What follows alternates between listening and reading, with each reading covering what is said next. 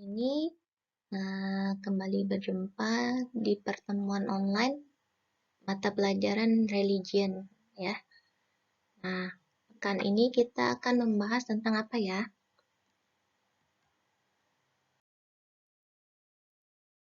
Oke. Nah, jadi pekan ini kita membahas tentang husnudzon. Teman-teman sebelumnya udah pernah dengar tentang husnudzon? Jadi husnudzon ini artinya berbaik sangka. Lawan dari kata husnudzon itu suudzon. Suudzon itu artinya berburuk sangka. Itu ya.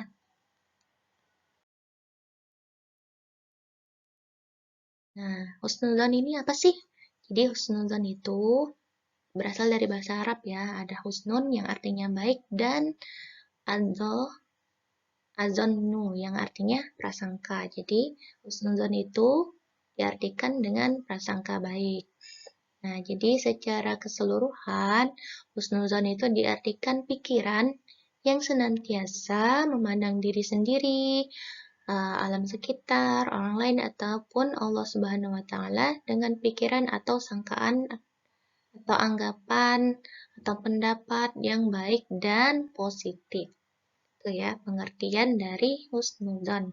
Kalau suudzon tadi apa? Pikiran prasangka buruk ya, prasangka buruk terhadap orang lain. Jadi kalau suudzon ini selalu pikirnya negatif, pikirnya kesalahan orang terus. Oke. Nah ini ada tentang dari Al-Quran tentang surat yang membahas tentang prasangka baik. Kita harus berprasangka baik ya. Jadi di surat Al-Hujurat ayat 12. Ibu bacakan. Bismillahirrahmanirrahim. Ya ayyuhalladzina amanu.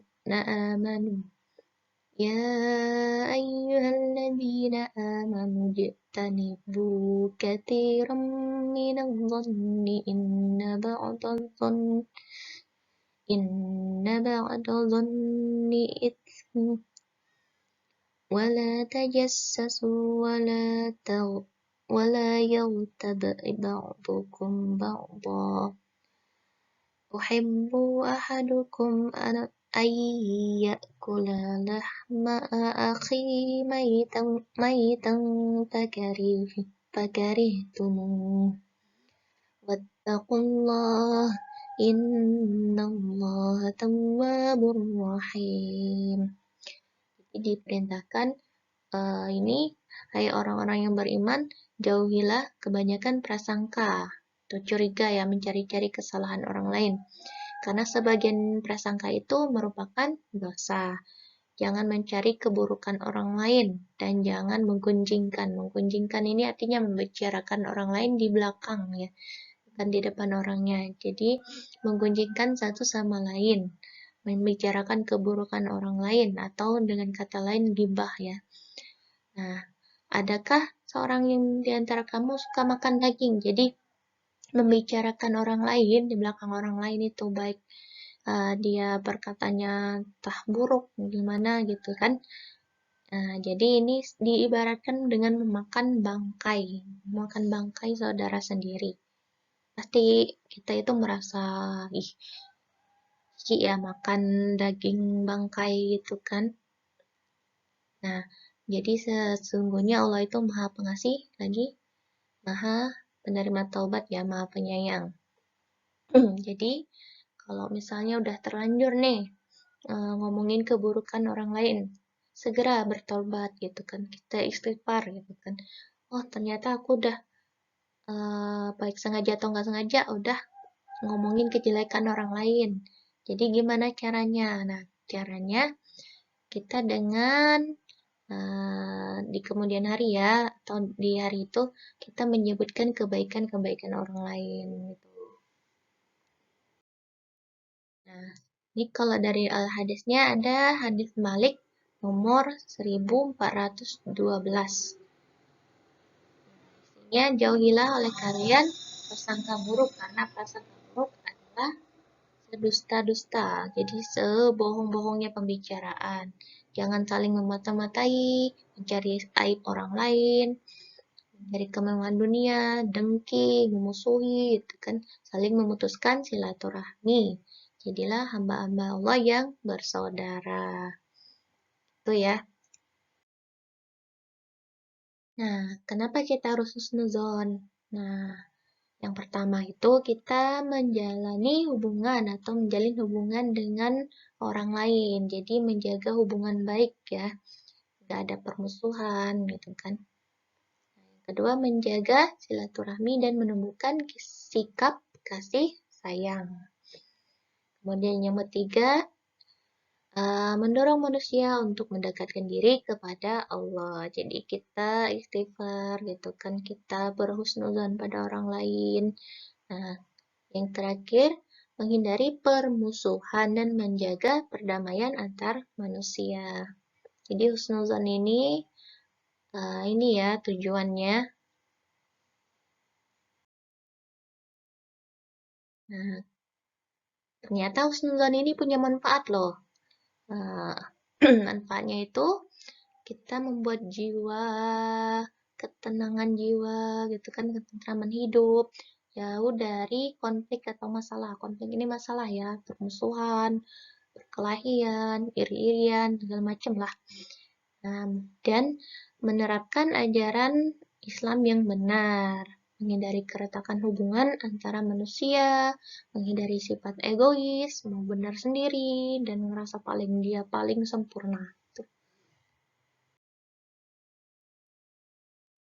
Nah, ternyata kita husnuzon itu bukan cuma untuk orang lain, tapi juga kepada Allah, diri sendiri juga, alam sekitar gitu kan. Nah, gimana caranya kalau kita berhusnuzon sama Allah? Jadi yang pertama itu kita tuh sabar kalau dikasih ujian sama Allah itu. Kalau misalnya dikasih kesenangan nih, kita bersyukur. Gimana syukurnya? Kita ucapkan Alhamdulillah. Nah, syukurnya dengan cara sholat, zikir, sedekah gitu ya. Nah, kemudian mengendalikan emosi. Jadi ditahan emosinya. Kalau misalnya mau marah itu ditahan emosinya. Kalau mau bikin kerusuhan itu ditahan. Mau bikin maksiat itu ditahan. Dan kita nggak boleh mencaci maki ciptaan Allah. Itu cara kita berhusnuzon. Jadi kita bersabar terhadap ujian dari Allah. Misalnya dikasih musibah, misalnya kan. Oh, kita bersabar. Ternyata musibah ini mungkin kita bisa ambil pelajaran darinya gitu kan. Kita jadi lebih sabar. Oh, mungkin kita kurang sedekah atau bagaimana, kurang mendekatkan diri kepada Allah. Gitu ya. Jadi kita harus sabar intinya. Nah, jadi kita juga yang kemudian yang berikutnya ini jadi harus husnuzon sama diri sendiri, bukan untuk orang lain aja. Jadi kita harus husnuzon sama diri sendiri. Gimana caranya? Yang pertama itu percaya pada kemampuan diri sendiri. Jadi harus pede kata orang itu. Kalau misalnya disuruh apa misalnya tampil di depan gitu kan, dikasih amanah, dikasih tugas untuk menyelesaikan tugasnya, jadi harus percaya diri. Oh, aku pasti bisa gitu kan. Jangan nyebut nggak bisa gitu kan. Dicoba dulu. Nah, kemudian yang kedua bersikap gigih. Jadi gigih ini pantang menyerah. Dia selalu semangat mengerjakan tugas-tugasnya, gitu kan, mengerjakan tanggung jawabnya. Nah, yang kemudian yang berikutnya kerja keras sesuai kemampuan. Jadi nggak boleh dipaksakan ya. Kalau misalnya nggak bisa atau bukan nggak punya ilmu di bidang sesuatu, misalnya kayak misalnya dia bisanya di bagian kedokteran. Nah, dia nggak bisa dipaksakan di bagian mesin gitu kan, tapi bisa dipelajari. Itu ya. Jadi kita bekerja keras sesuai dengan kemampuan. Nah, kita berhusnuzon kepada sesama manusia gimana caranya? Itu kan. Yang pertama itu kita jangan mencela kesalahan orang lain atau kekurangan orang lain, gitu kan. ngata-ngatain temennya pakai panggilan buruk gitu kan. Misalnya si bungkok misalnya gitu kan. Nah, terus misalnya temennya misalnya melakukan kesalahan atau misalnya lagi temennya jatuh gitu kan, kita ketawa gitu kan. Nah, sebenarnya itu nggak boleh ya. Jadi kita berusaha ditahan dulu ketawanya. Kita berusaha tawarkan bantuan gitu kan. Oh, misalnya temannya lagi sakit, kita kasih bantuan misalnya. Kamu ada yang luka nggak gitu kan? Dikasih ini ya, dikasih perhatian temennya, jangan diketawain gitu kan. Gimana kalau misalnya hal yang sama terjadi sama kita, gitu kan? Nah, yang kedua, jangan mencari keburukan orang lain. Yang jangan dicari-cari kesalahan orang lain itu. Kita introspeksi diri, kita lihat diri kita sendiri. Kita juga masih banyak salah.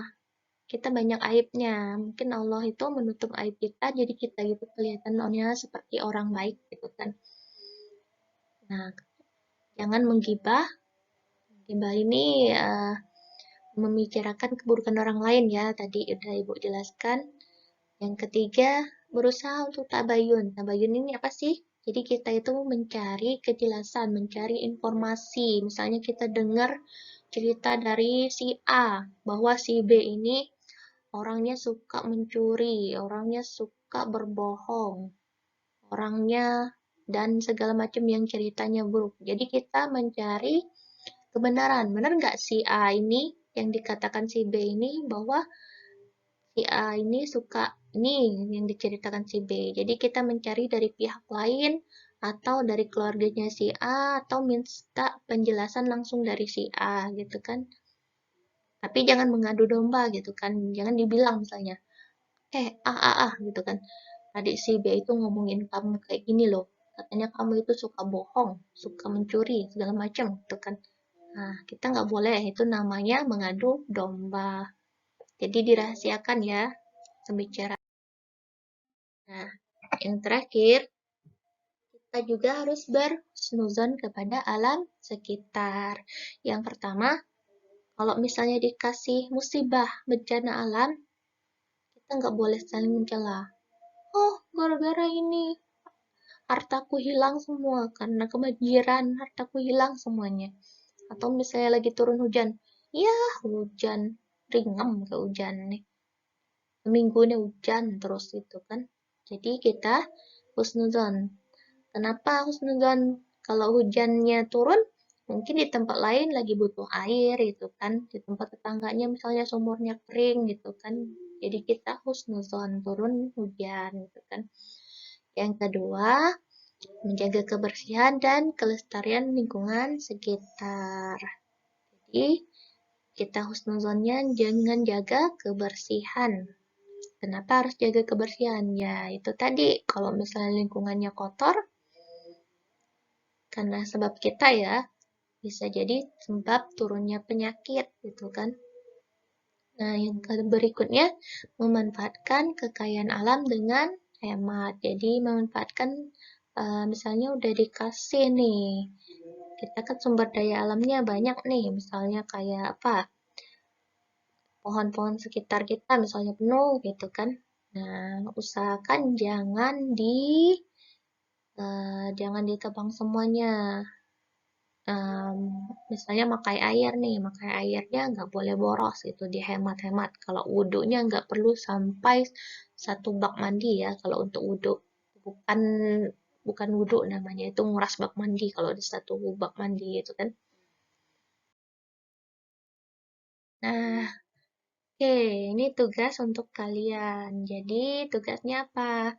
Nanti ditulis di buku latihan. Yang pertama itu tentang pengertian husnuzon ya. Kemudian yang kedua, ke siapa aja kita harus berhusnuzon, terus tujuan kita husnuzon, dan bagaimana cara kita berhusnuzon. Terus manfaatnya kita berhusnuzon itu. Oke, sekian dari Ibu. Ibu tutup pertemuan hari ini. Assalamualaikum warahmatullahi wabarakatuh.